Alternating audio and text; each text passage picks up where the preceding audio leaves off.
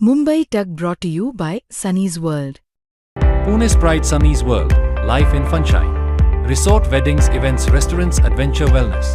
Sunny's World, perfect destination for every occasion.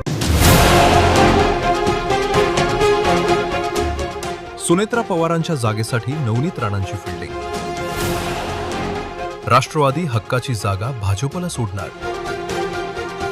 राज्यसभेच्या पोटनिवडणुकीसह 24 रिक्त जागांसाठी 18 जून रोजी मतदान पार पडते. निकालही त्याच दिवशी जाहीर केला जाणार आहे. यात महाराष्ट्रातील एका जागेचाही समावेश आहे. सुनेत्रा पवारांच्या राजीनाम्यामुळे ही जागा रिक्त झाली आहे. याच जागेसाठी माजी खासदार नवनीत राणांनी मोर्चे बांधणी सुरू केल्याची चर्चा आहे.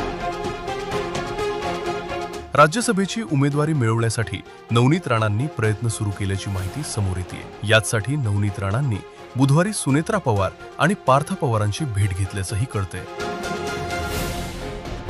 राष्ट्रवादी काँग्रेसच्या कोट्यातील जागेवर उमेदवारी मिळावी यासाठी नवनीत राणांचे प्रयत्न सुरू असल्याची चर्चा आहे. मुख्यमंत्री देवेंद्र फडणवीसांचीही नवनीत राणा आणि आमदार रवी राणांनी काल भेट घेतली. पुन्हा दिल्लीत जाण्यासाठी नवनीत राणांनी जोरदार प्रयत्न सुरू असल्याचंच या घडामोडीमधून दिसतंय.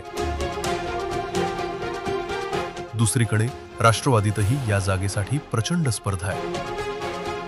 सुरुवातीला मंत्री छगन भुजबळ राज्यसभेवर जाण्यासाठी इच्छुक होते अशी चर्चा होती. मात्र त्यांच्या इतर मागण्यांमुळे नाव मागे पडलं. समीर भुजबळांना राज्यात आमदारकी आणि मंत्रिपद देण्याची मागणी छगन भुजबळांनी केल्याची माहिती आहे. यालाच पक्षातून तीव्र विरोध होता.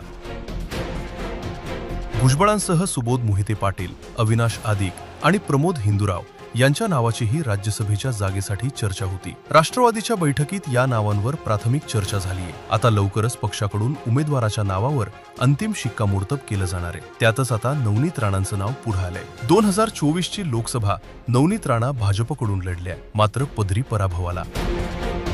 आता राणांनी पुन्हा एकदा राजधानी गाठण्यासाठी ताकद लावली आहे. मात्र आपल्या कोट्यातील जागा राष्ट्रवादी भाजपच्या नवनीत राणांसाठी सोडणार का? पक्षातच आधी एवढी स्पर्धा असताना सुनेत्रा पवार कोणता निर्णय घेणार की नवनीत राणा हाती घड्याळ घेणार याकडे लक्ष असेल. Bureau report, Mumbai.